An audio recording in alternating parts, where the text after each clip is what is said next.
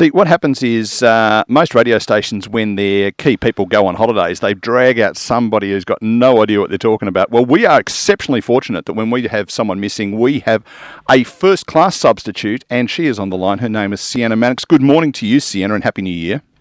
Good morning, gents. Happy New Year. Thank you very much. You're not offended by being our substitute, are you? No, definitely not. If anything, it's quite flattering. We were going to get a song called Did You Change, but they didn't have one of those. So,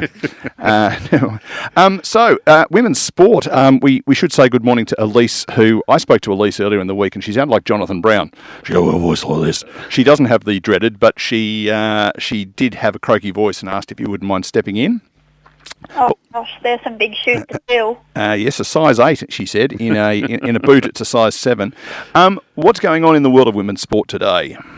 Right. Well, I was thinking maybe we could start with the women's AFL.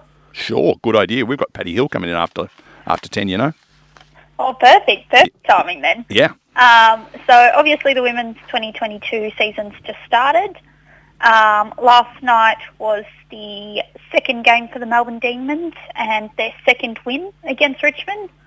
They won by 16 points and played at Punt Road. I didn't quite catch the game myself. Did either of you catch it?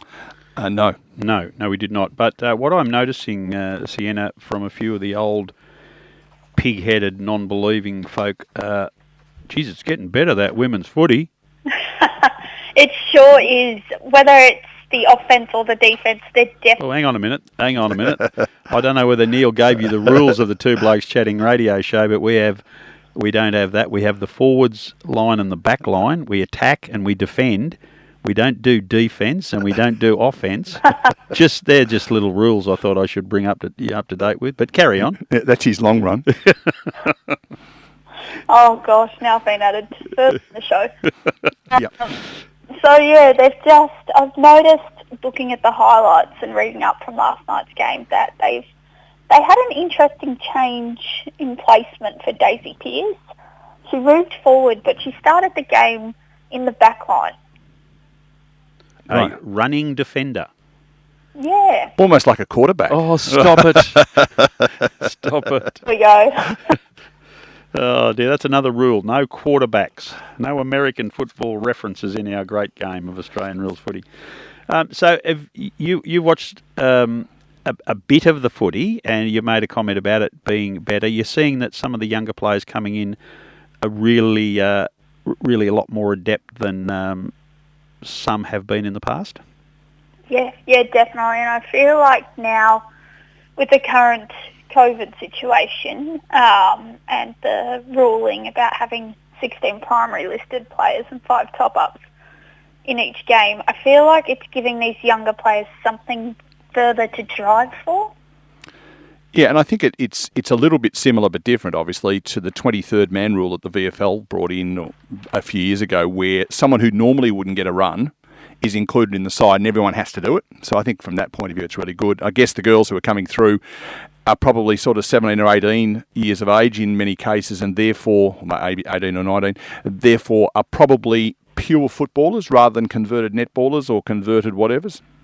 Yes, correct. Yeah, I would definitely agree with that. Yeah. One thing that we're going to chat to Patrick about after 10 o'clock is the prevalence of ACL injuries occurring in women's football in particular. 3 very important players to their clubs lost the season last week. Yep. Any serious injuries coming out of last night's games? I haven't heard of any, no. But there is quite likely that there has been. Do we just put that down to coincidence, or is someone suggesting that's...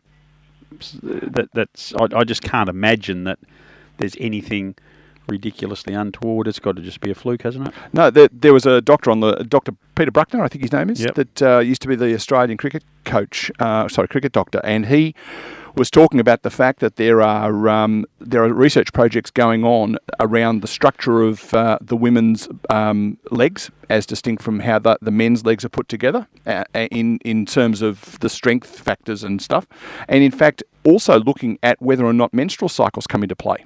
So there's actually some research that is quite female specific around the prevalence of them. Okay.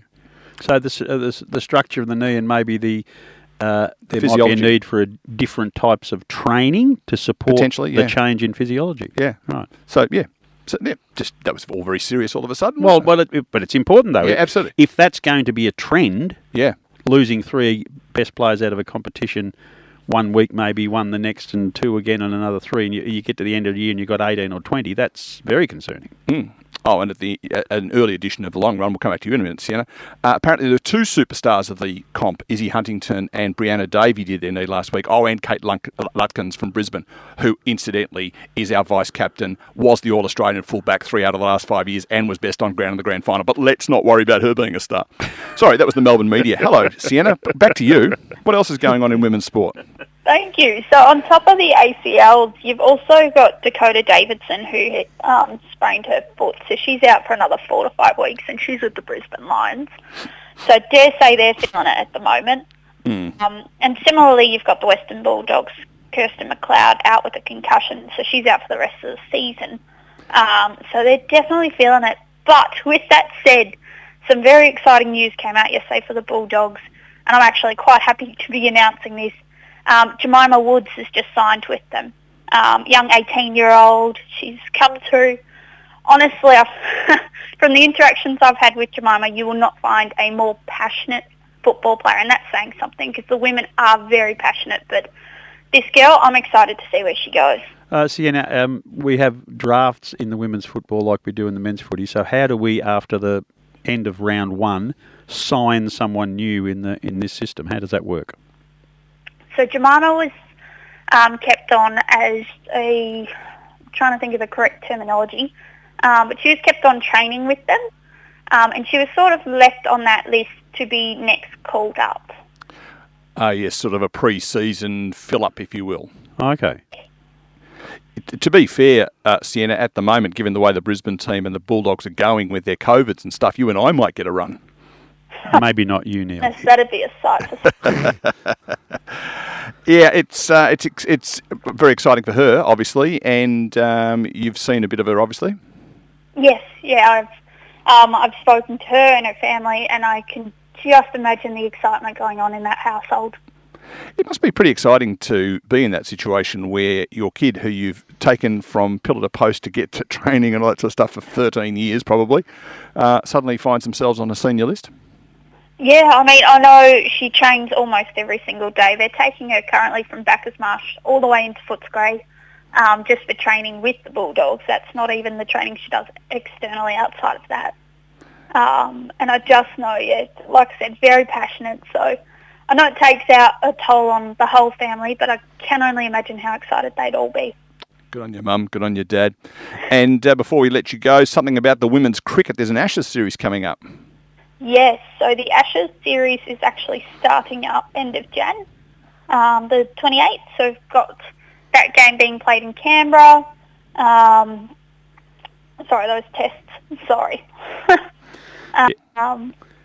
I'm really looking forward to that. There's one player in particular who I recall. I was just driving around one Sunday afternoon, and there was this young girl.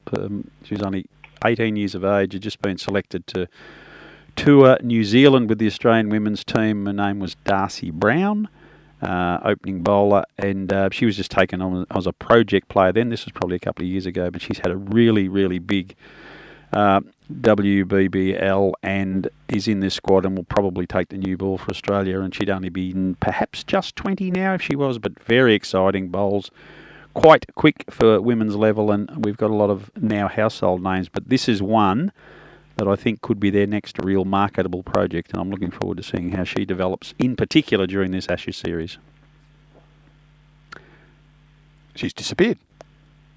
Oh, no, there she is. No, I thought we disappeared. Yeah, no, it's very good. So the big star names in the Australian women's team, will probably see them prominent, but I'm looking forward to a few new names that we've seen on our television during the WBBL probably get a bit of test match recognition. Is there any you're particularly looking at, Sienna?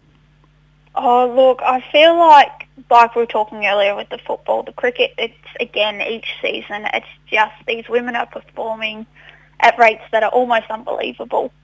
Yeah, they've really come ahead in leaps and bounds in a short period of time, being exposed to the same training and coaching facilities that the Australian men's team have got, as we've seen with the women's programs. They're just the improvement has been extraordinarily good, and we're going to be. Well, I reckon women's cricket is already as good to watch as men's. There'll be an argument or two coming out, but I reckon that's the case, and give it another 3. It'll need at least 3 years in the women's footy, but I think there's going to be a huge change there as well. Yeah, look forward to it. One thing that I quite like about the women's game in terms of the Ashes, I'm not sure whether it should be called the Ashes though, but I love the fact that it incorporates all forms of the game. Now you couldn't do that with the men's Ashes because that's a 150-year-old thing, but I reckon it's really good that they recognise each of the forms of cricket as being part of the overall tally. I think they should be calling the season the Cinders, not the Ashes. I don't think you should be using the Ashes like that. Yeah, the Cinders, well done. And so the girls that played, they'd all nicknamed Cinderella. Yep, they probably would be. There's a bit of marketing for you. Yeah, no, we'll see if we can get onto that. Sienna, anything else we need to know about from you, or will we let you go off and enjoy the rest of the program sitting back with a cup of coffee and putting your feet up? One last thing, you've got the Oz Open starting Monday. Oh, really? So What's that? Apparently it's a tennis tournament that happens after you get through the legal issues. Oh, righto.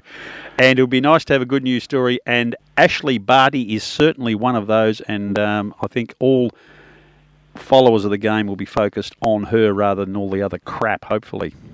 yes, definitely. Who's your tip in both draws?